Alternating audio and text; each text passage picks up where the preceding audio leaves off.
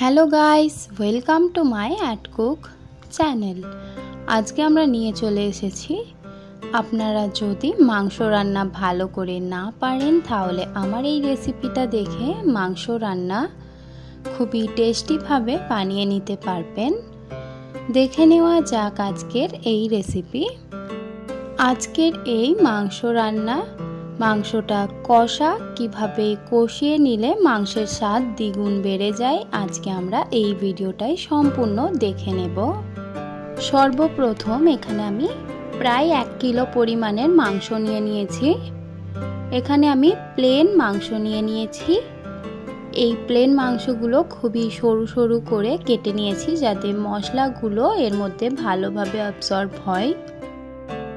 এবার মাংসটাকে সাইডে রেখে আমি মাংসটাকে কষিয়ে নেওয়ার জন্য প্যানের মধ্যে দিয়ে দিচ্ছি পর্যাপ্ত পরিমাণে সরষের তেল, এবং সেই তেলটা গরম হয়ে আসলে এখানে আমি দিয়ে দিচ্ছি 2টো বড় সাইজের কুচিয়ে নেওয়া পেঁয়াজ।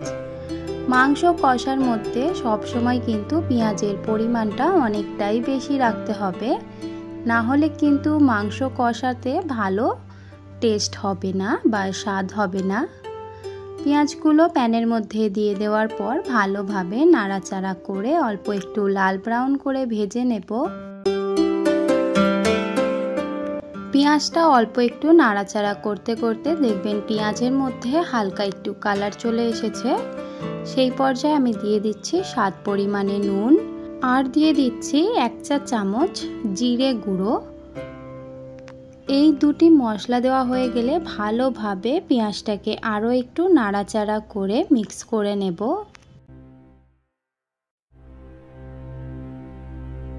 পেঁয়াজটা যখন প্রায় 70% ভেজে নেওয়া হয়ে যাবে মশলা দিয়ে, সেই পর্যায়ে আমি এখানে দিয়ে দিচ্ছি কেটে রাখা মাংসগুলো আমি ভালোভাবে ফ্রেশভাবে ধুয়ে নিয়ে এখানে দিয়ে দিচ্ছি।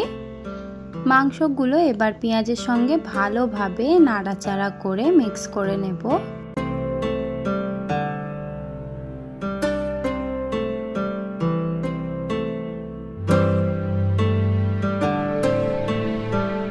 মাংসটাকে নাড়াচাড়া করে অল্প একটু 4 থেকে 5 মিনিট ভেজে নেওয়া হয়ে গেলে পেঁয়াজের সঙ্গে, সেই পর্যায়ে আমি এখানে দিয়ে দিচ্ছি কয়েকটি মশলা। দিয়ে দিলাম 1 চা চামচ হলুদ গুঁড়ো, দিয়ে দিচ্ছি লঙ্কা গুঁড়ো প্রায় 1 চা চামচ, আর জিরে গুঁড়ো দিয়ে দিচ্ছি প্রায় ½ চা চামচ, আগেও ব্যবহার করেছি।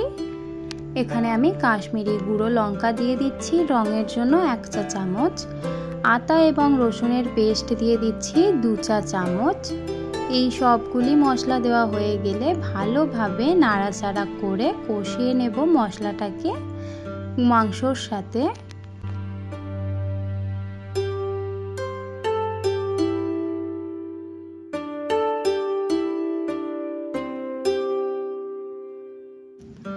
অল্প একটু কষিয়ে নেওয়ার পর ভালো ঝোল করার জন্য এখানে আমি দিয়ে দিচ্ছি টক দই।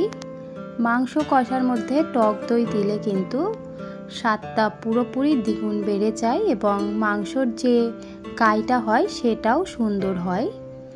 এখানে আমি টক দই প্রায় দিয়ে দিলাম 100 গ্রাম টক দই দিয়ে দেওয়ার পর ভালোভাবে নাড়াচাড়া করে অনবরত কষিয়ে যেতে হবে এখন প্রায় 20 থেকে 30 মিনিট পর্যন্ত।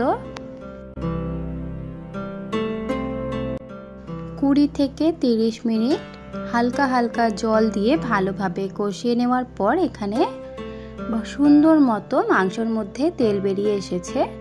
এবার আমি পরিমাণ মতো জল দিয়ে এই মাংসটাকে ফুটিয়ে দেওয়ার জন্য ঢাকা দিয়ে আরও আমরা 30 মিনিট এটাকে ফুটতে দেব যাতে মাংসগুলো প্রপারলি সিদ্ধ হয়ে যায়।